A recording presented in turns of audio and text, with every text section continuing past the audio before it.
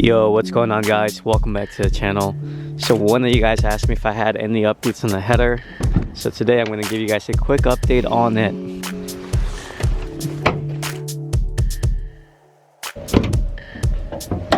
Alright, so the update on the header is it's still installed. Just kidding.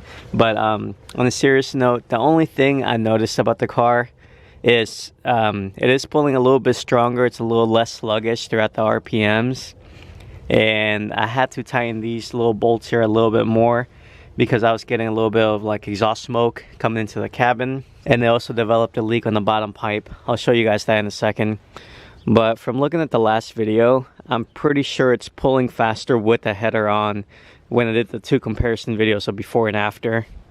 Yeah.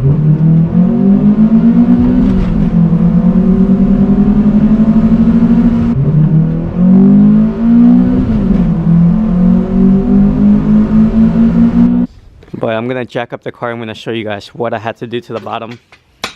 Alright, so what I had to do down here is install an external gasket. It's one of these.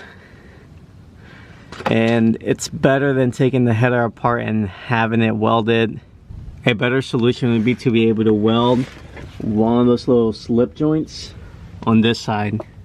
Another downside is that the header sits pretty low, so if your car is really low, then it's going to end up scraping everything at one point or another. So that's kind of what happened with this. It was sealing everything right, and then I hit something in a parking lot, like in a parking garage when I was leaving, and it ended up shifting this, I think, this way, so now it's leaking again. So I gotta actually adjust this right now.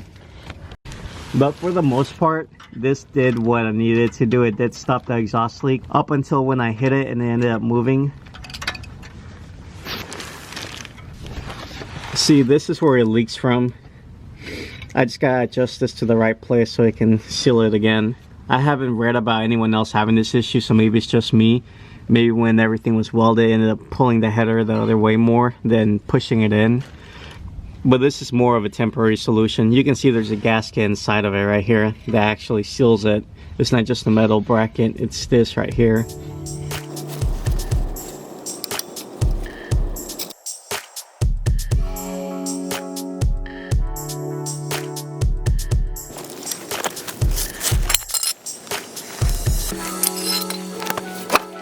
Alright, and the only other thing I recommend doing if you install the header is leave more clearance than what I did. If you saw my last video, you noticed I left maybe 1/4 of an inch of clearance on the cross member in the header. And now I'm getting slight vibrations, not at all times, just randomly, just when I'm driving. Sometimes I can feel it, maybe downshifting. It's really hard to explain. It's not all times, so it's nothing too extreme. But a way to fix it would be to leave more clearance than what I did down there. Just do yourself a favor, leave more clearance when you cut the cross member, and that way you don't have to worry about that.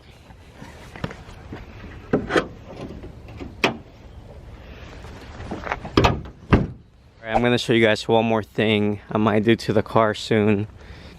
I might put these SH wheels back on the car, but my plan is to put the SH wheels on and then sell the Type S wheels, and then use the proceeds from the sale to buy aftermarket wheels.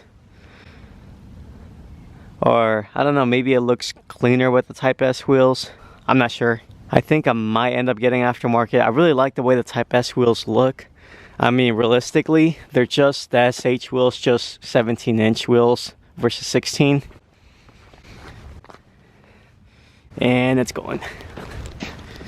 But yeah, comment down below if you have any thoughts whether I should leave the Type S wheels or use the SH wheels and sell the Type S wheels and then buy aftermarket wheels. Alright, and if you guys have any ideas of what to do next on the Prelude, feel free to comment down below. And I am still going to get the car painted. I'm just going to wait until things warm up. But as always, guys, thanks again for watching and stay tuned for the next video. Bye.